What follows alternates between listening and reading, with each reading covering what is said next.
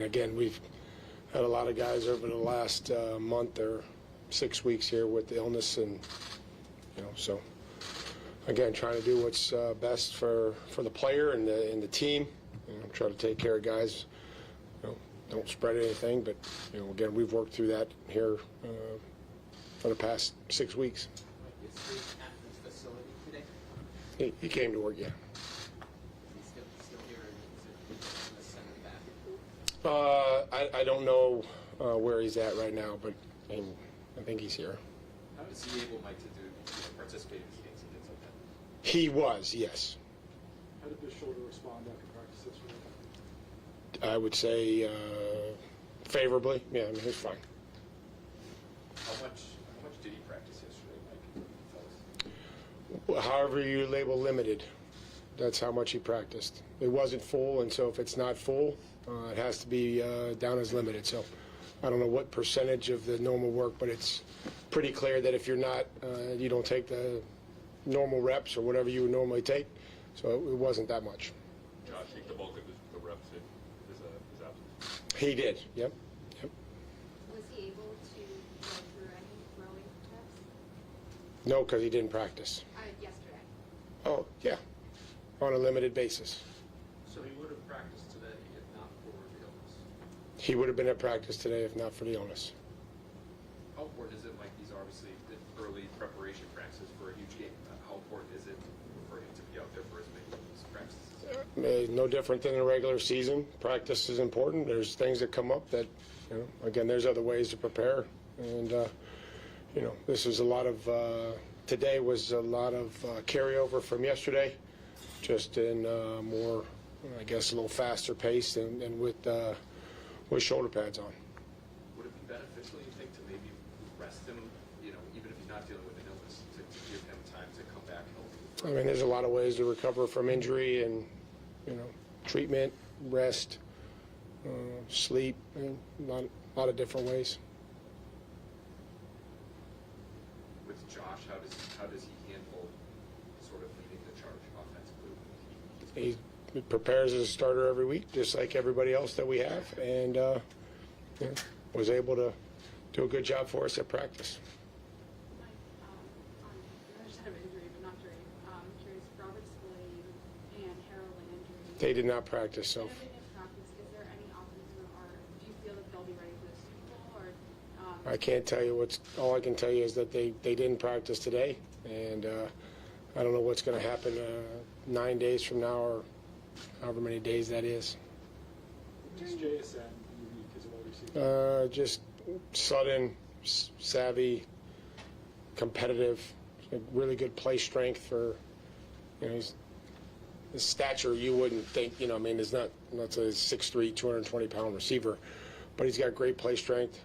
He's really good contested catch, but I think good route craft, understanding in zone and man, great body control.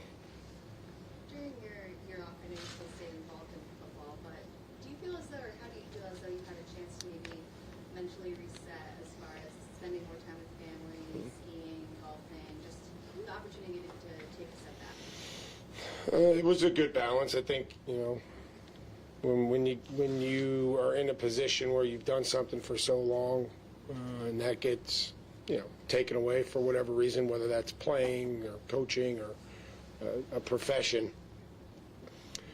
you just try to reflect on it, you try to get away. I think that was positive, and you try to find a good balance of a mental and physical state where you feel like, man, I can start to improve, I can start to get better. What do I want to do next? So all those things are, it's important, to have a good balance in what you do with work and family and things outside of your profession.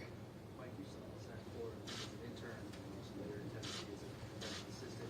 How much do you see him grow as a coach? Well, he's Madam President. he's talented. Democratic leader. Madam President, this morning we got news that another tranche of I ask unanimous consent the form be dispensed with. Without objection.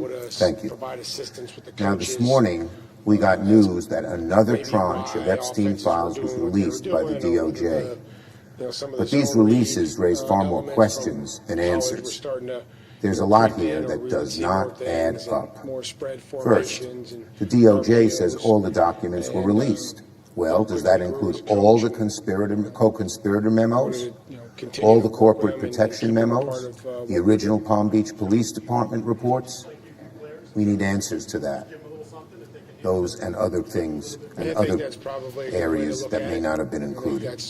And we just don't know those answers. Second, has all the relevant information been released on each of the 10 Epstein co-conspirators? There are 10 co-conspirators in this new tranche of documents. Is every one of those 10 included? And if not, why not? Third, the DOJ numbers keep changing. They say they collected 6 million pages, but they're only releasing 3. What happened to the other 3 million? What's in them? And finally, has every document that mentions the word Trump been released? Yes or no? We need answers. It's now 42 days and counting that the administration has violated the law by failing to release all the files. Every member of this body voted that all the Epstein files should be released. Tell me I'm lucky. I tell myself And that it's I'm very, lucky. we are not satisfied that the law is being complied with. We believe it is not. The American people need answers above all. The American people are asking about this. Pressure from the American people got just about every member of the House and Senate to vote to release the files.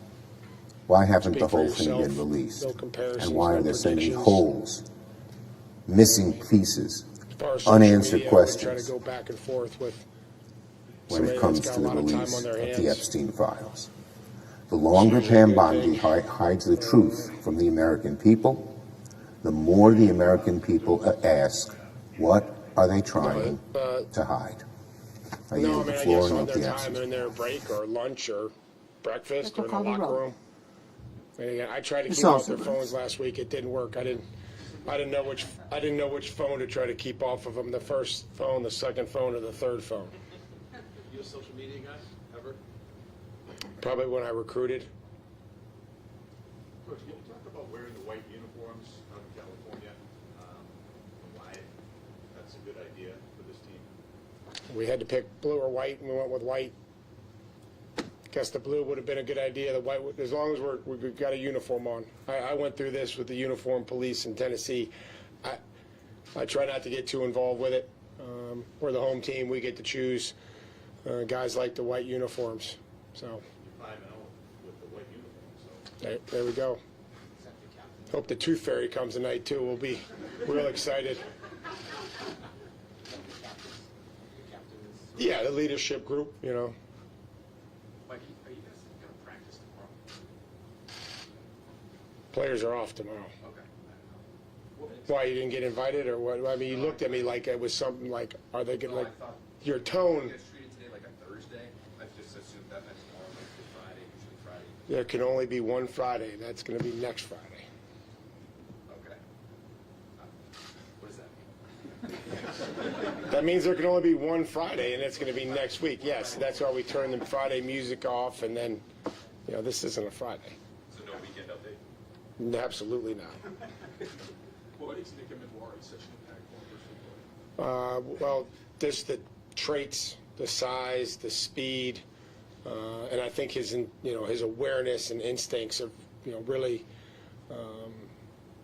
and maybe I'm just projecting, since he's come down around the line of scrimmage, the versatility is really good. He blitzes, he covers, and he's been a fun player. He was a fun player to evaluate.